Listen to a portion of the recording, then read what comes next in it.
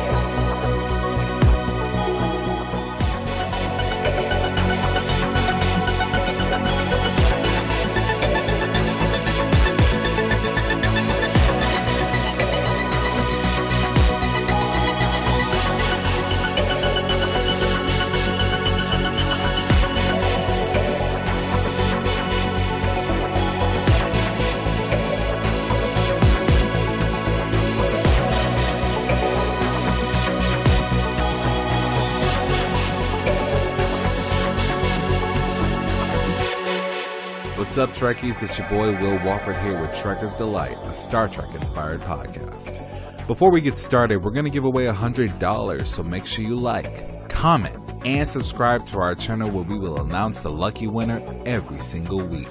Now, welcome to Trekker's Delight.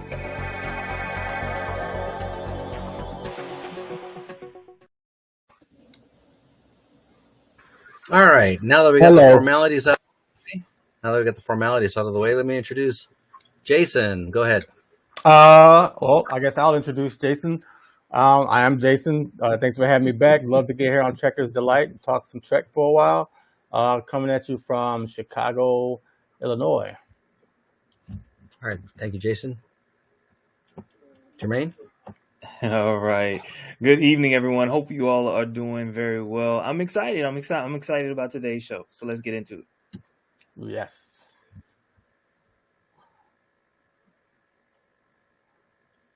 Roy? All right, cue up the intro. Yep. All right, so first we're going to talk about race and discrimination as how it applies to the Next Generation episode, Symbiosis, which is Season 1, Episode 22. We have an intro queued up for that. Go ahead.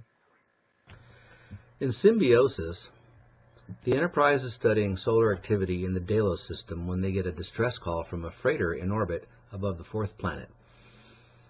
The freighter is having trouble navigating, losing altitude, and in danger of burning up, yet they have a very cavalier attitude about their impending doom or how to repair the ship. The Enterprise ends up beaming the survivors and some cargo aboard before the freighter burns up in the atmosphere. Two of the survivors, Langor and Sobi, are from Brekka, the fourth planet. The other two, Tijan and Romas, are from Ornara, the third planet. They argue over the ownership of the cargo. The Brekkians were in the process of selling it to the Ornarans, but the payment went down with the freighter. As the debate gets heated, they start zapping each other with an energy discharge from their hands until Tasha breaks it up with a phaser stun. Picard steps in to assess the situation and offers to provide the Ornarans with navigation coils to repair their two remaining freighters. We learn that the contested cargo is a life-saving medicine called Felicium, which is used to treat a lethal plague that infects every Ornaran, including Tijan and Romas. Concerned that our guests have brought aboard a dangerous virus or bacteria, they are sent to medical to get checked out by Dr. Crusher. None of them seem to have infections of any kind, but yet the Ornarans have the symptoms of a disease. They seem feverish and shaky, which fuels their insistence to be given the Felicium right away. Meanwhile, the Brekkians are relaxing in their quarters without a care in the world when Picard walks in to ask if the two Ornarans can be given enough of the medicine to ease their suffering for the moment. They reluctantly agree, and the highly refined and potent drug is administered immediately with euphoric results. The Brekkians admit that harvesting, producing, and refining Felicium is their only industry. The Ornarans provide goods and services in exchange for the drug, keeping them in the lap of luxury. Beverly realizes Felicium is a narcotic, and the symptoms are the withdrawal effects of an addiction. Apparently, the Felicium only grows on Brecca, but the Ornarans are dependent on it. Beverly realizes the Breccians are taking advantage of the Ornarans because the plague was cured 200 years ago. She insists that Picard do something about the exploitation for profit of the Ornarans, but he doesn't think they should interfere because the two societies are intertwined in a symbiotic relationship and it would violate the Prime Directive, regardless of Federation or Earth values. Young Wesley Crusher questions why anyone would voluntarily become addicted to a chemical, which starts this say no to drugs type conversation between him and Tasha. An Ornaran leader named Margan calls to check on his people and the cargo. He desperately begs T'Jon and Romos to get the medicine to the planet right away. T'Jon puts an electrified zap hold on Riker and threatens to kill him if he won't give him the Felicium, but Picard won't be coerced and Riker is released. Langor and Sobi decide to let the Ornarans have the Felicium, and they can just pay whenever. Picard realizes the Breccians are only giving the Ornarans the drug so they don't lose their customers' addiction to their product. He also informed them that he won't tell the Ornarans about this scheme because of the Prime Directive and will allow them to have the drug. Beverly is adamant about not letting them have the Felicium, thereby continuing the exploitation, but Picard's hands are tied. The Ornarans are happy they are getting their medicine, but Picard refuses to let them have the navigation coils to fix their aging freighters, referring again to the Prime Directive. On the way back to the bridge, Beverly questions his decision not to provide them with a synthesized drug to help ease the Ornarans off their addiction. Picard halts the turbolift to elaborate on more Prime Directive philosophies.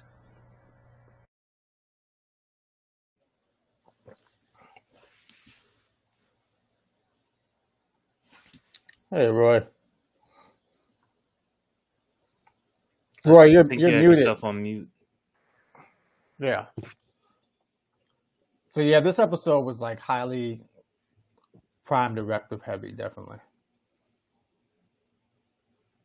Roy's muted again.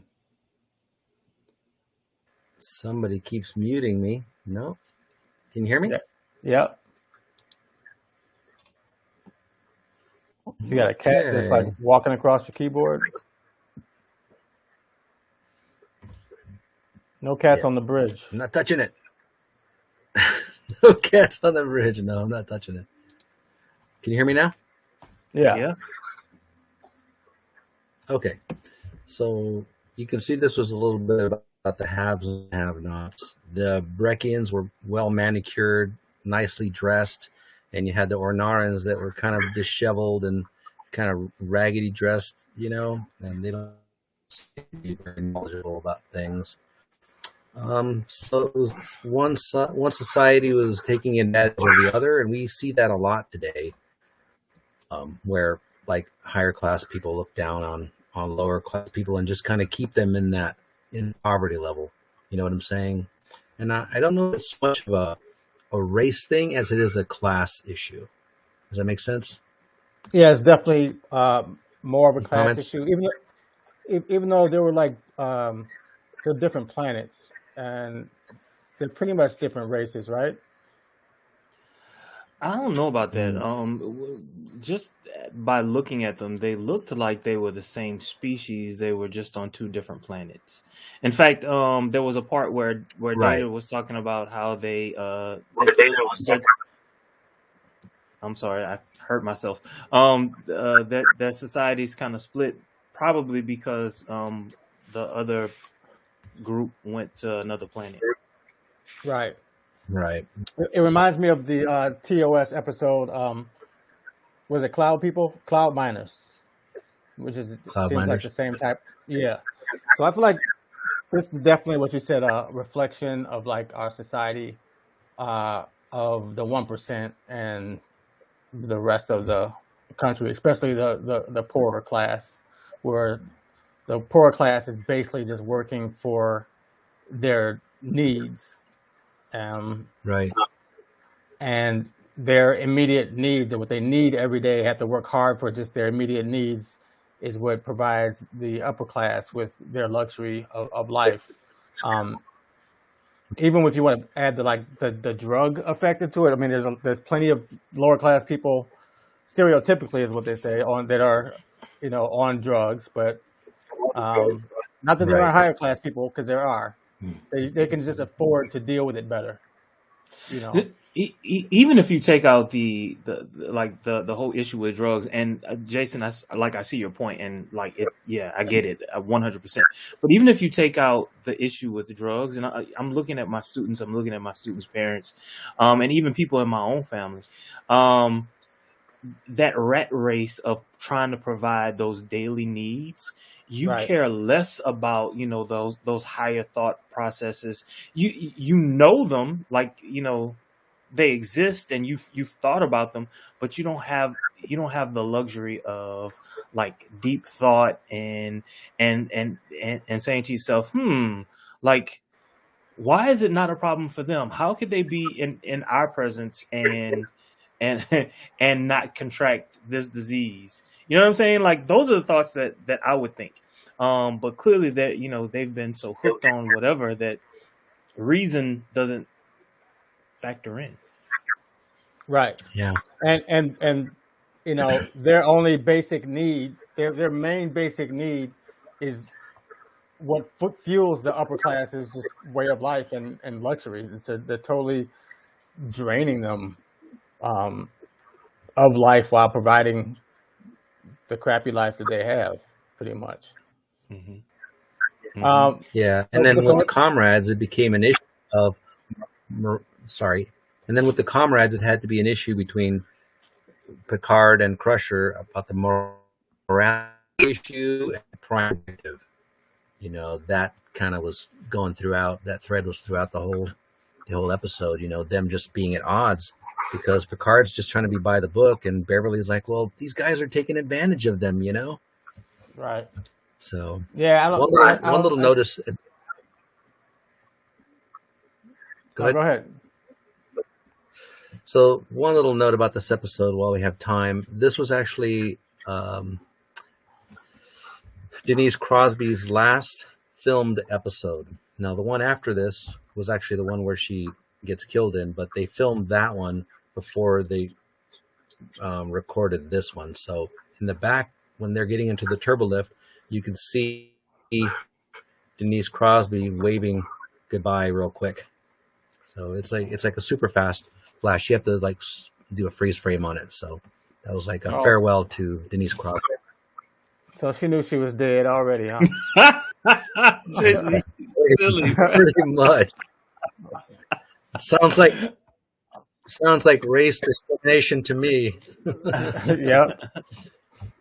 I just wanted to say, just outside of what we're talking about, that was one of the better performances of Dr. Crusher, in my opinion, because especially because it was so early on. She was very forceful. Like, this is what I believe, be damned the prime directive. Right. This is what's important.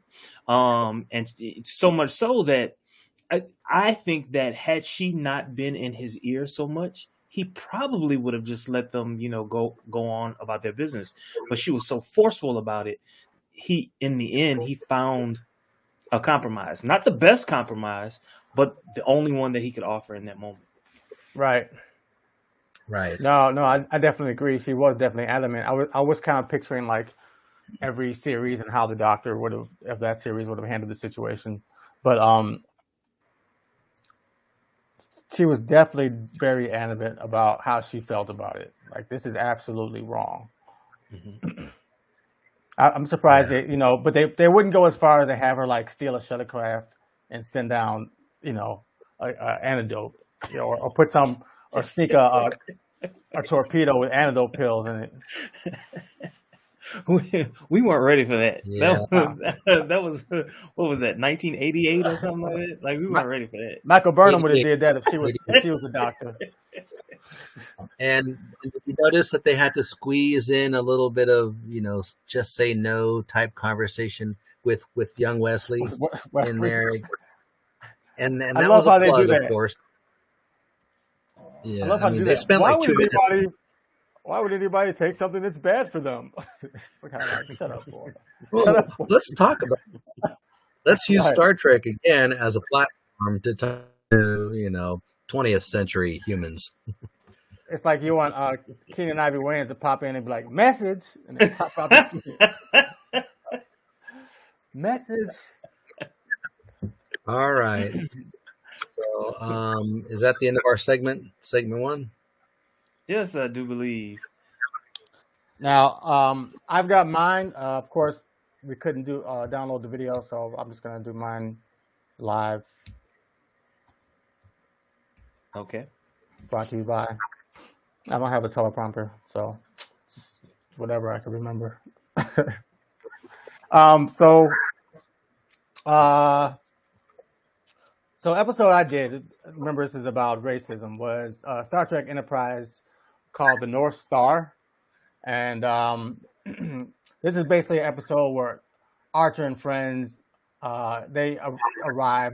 When it opens, they're already on this planet. It's like the Wild West, because you know how Star Trek loves to throw a Wild West episode in there. And there's humans down there, but there's not just humans.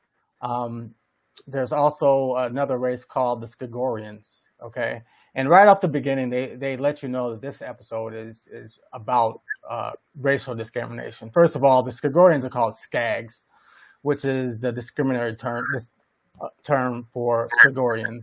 And it starts out with a guy being hung. Uh, yeah, and that guy's hung because he killed a human. Now that's a Skagorian. They don't look that different. But if the Skags automatically get hung even if they kill a human in self-defense. So he didn't even have a trial or anything like that in that episode. But that starts off where they're showing you how they are lower class citizens, and then they go to a bar where it has a skag which is sweeping the floor, and they show you the antagonist of the show. This guy is the deputy Bennings, which to me reminds me a lot of Jeffrey Combs. I was like, maybe that's his brother or something. You know, Jeffrey Combs plays Strand and He plays everything. Wayun, and yeah, a lot of things. But I looked it up, and they're not related. That's played by a guy named James Parks, and he's a guy who treats the Skags horribly. So obviously, Archer steps in and protects the Skags. So then Bennings has it in for Archer and his friends from that moment on. Then they have Archer meets this school teacher, which also at night she teaches Skags. Now, another thing about the racism part is you're not allowed to teach Skags to read and write. It's illegal, much the way blacks weren't allowed to be taught to read and write back in the 1700s. So she does it in secret at night, and then she's caught. So she gets 10 years in prison for doing that. And obviously Arthur can't stand for that. Archer. So he breaks her out, and then she gets shot on him breaking her out, and then they get beamed to the Enterprise. Now the people see them beaming up, right? That's where he has to save her. Until this point, they all thought he was just a normal human from the north, he says, going to the south. So at this point, he knows everybody saw what happened. Now the people think that he is in league with the Skagorians, because how the humans got there in the first place was the Skagorians stole some humans from Earth a couple hundred years ago, brought them to this planet, made them slaves and second-class citizens. The humans revolted, and then turned the tables, and now the Skags were made slaves and second-class citizens, and that's why they won't let them read and write. So Archer decides that they're gonna tell the people who they are, that they're from Earth, and the whole business of the Enterprise and their mission. So they go down and to tell the people that the news, but again, Bennings still hates Archer, and he thinks he's with the Skagorians, and the shootout comes about, and eventually Archer and them win. At the end of the show, they come to a agreement with the sheriff of the show, who is pretty decent dude. You know, he still follows the law, which is, you know, you can't teach people to read and write. But as far as those people are, he's pretty level-headed. At the end, after Archer tells them about the changes that have been made on Earth and how we don't have discrimination anymore, they leave with the idea that they're going to start making changes. I mean, we don't see that happening, but they leave us off with the idea that, hey, we're going to start making some changes as far as equality is concerned. And in the end, you know, they beam the teacher up to the Enterprise, and that's basically how the show ends with. That's pretty much the implementation of Archer schooling them on who they are and where they have to go in the future. North Star. There you go. And I assume the North Star was about, you know, maybe Texas. I don't know. Maybe. But it was definitely, you know, some good old boys and some hangings, and it was just started off. You know, this was going to be a bad. Right. So, it was pretty good episode. It was pretty obvious. And they also used the phrase a lot. You people. They made sure they put the you people in there. As soon as they put you people in there, you know it's a racist episode. Right. Because that's what you people is all about. Basically. Right. And, you know, when Star Trek holds up a mirror to society, you just know that, you know, they're talking to us, you know, saying, right. Come on, people, get it together, get along. Now, here's a difference that we haven't seen much in the discrimination point of view. So the humans on this planet were discriminating against the Skagorians because the Skagorians previously had enslaved them until they revolted. And so they never wanted those tables turned again. So they were dead set on never, ever letting these people learn to read and write. So that's a different take on it. And instead of just because they don't like them. Of course, Archer doesn't agree with that. Yeah. Where either. Yeah. Where were the Skags from? I mean, was this their planet? I don't remember. Or did they come from another planet and then decide to colonize this one? Well, you know what? I don't know. I think they tried to colonize that planet. I don't think they were from that planet. I think they just took the humans there to do some work. Yeah, I mean, and if you think about it, it's like a perfect story for what really happened in the Americas, right? Yes. Mm-hmm. Like it's exactly what happened. But how come the Skags from their native planet didn't come and like rescue their own people on this colonized planet and, you know, intervene somehow? Because you weren't part of the writing crew. That's what I always say.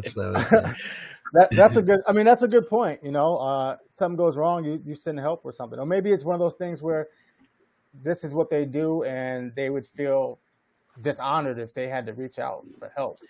So, and another way of looking at it is, if it's a colony, like you don't always assume that the people on that colony are going to live. You know, Wild West, you know, like it's a 50-50 chance, right? Right. Look at Jamestown. Like it wasn't doing so hot at first. Like it took a while.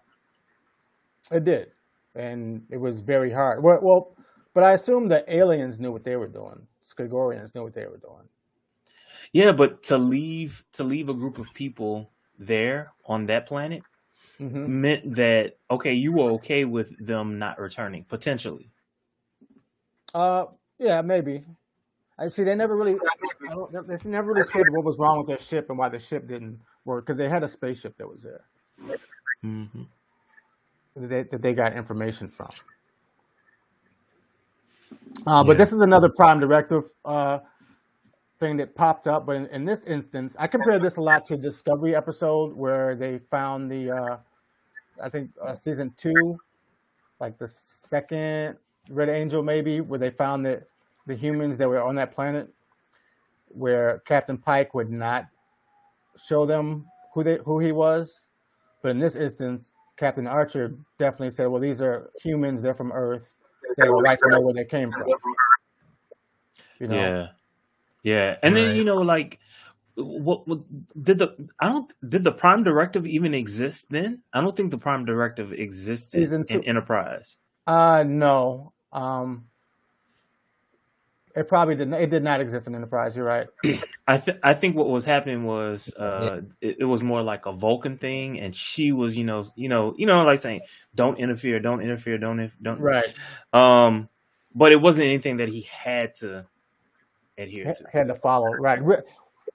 I think all his travels is part of what made up, where they go. I mean, in Discovery they call it General Order 1, I believe, and I don't think it involves the Prime Directive until TOS. Okay. Yeah. So in Star Trek writing, it seems like we're always trying to assume that in the future we're not going to be as barbaric as either we are now. I mean, this episode was filmed in 2003, or as barbaric as America was, 200 years ago, 150 years ago. But she mentioned when she was looking out the window, she said, "You must think we're barbaric. All the things that humanity's accomplished, building ships like this, traveling to other worlds, and we're still down there shooting at each other." And Archer said the progress on Earth didn't happen overnight. So we're still hopeful. We're still hoping we're going to get there, and we're not going to be as barbaric as we are now. Because in some ways we still are. I mean, we're still warring. Yeah. Still I mean, not getting along, having riots, and there's mass killings and cops against these people. I think we're not there, and I don't know if humanity's ever going to get there. But Star Trek likes to keep us definitely hopeful and get away from that barbarism. And that's why we're talking about all of this. We would assume today, like last year, you would assume that we were at a place where the large civilizations of the world wouldn't just take over other nations just because they felt like it. I think everybody needs to be a Star Trek fan. But this is where we are today with Russia and the Ukraine. He just felt like that's what he wanted to do one day, so he's just doing it. Where we would have thought we were kind of beyond that since World War II ended. Not that we haven't had wars, but see, that's where freedom of the press becomes so important. I mean, we don't really see the press in Star Trek, right? We don't see the press. Like, how do they get their news? How do they find out, what's happening? We don't see how they handle that. And what we know is that a large part of the problem that happens in states like that is they've taken over the media, right, to a large extent. And so the media, they can't produce what they really want to produce, not the truth. So they put out what the state tells them to put out. And so the people just kind of believe what the media says. And that becomes real difficult. Yeah, definitely. I mean, Russia again, right, is doing that, controlling the media, saying what they can and cannot say. So it's people who knows what they think, where they're getting their news. Anyway. Yeah, that's good stuff. That's my take on the North Star. And I'm sure the cast loved doing a shoot 'em up Western for once. To get offset. Right. And get some sun. Oh, yeah, no doubt. Yeah, it's crazy how a couple thousand people can just invent stuff like guns and it takes a lot to invent all that shit. Thousands of years to invent the gun from gunpowder and manufacture. But anyway. True. All right. I think that's it for us. Everyone, we're going to sign out and off. Have a good one. All right. Peace. I'm sorry.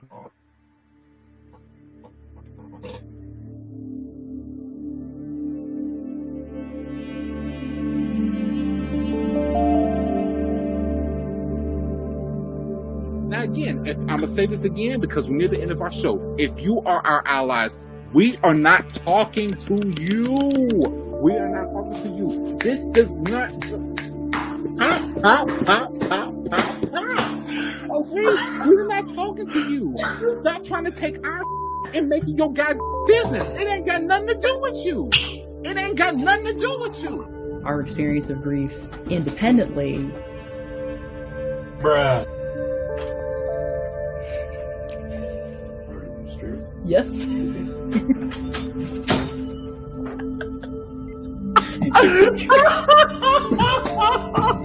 I love that they're in the comments. So much is like, I'm just reading the comments. Yeah. They should have brought that child out. Such a good point, Will. God, that's such a good point. And he's really thought about it too. You should be here. Will, get over here. I thought he had a girlfriend on Insta. It's been ages since I've mucked about, but. Okay, moving on. Let's move on. Yeah, we gotta move on.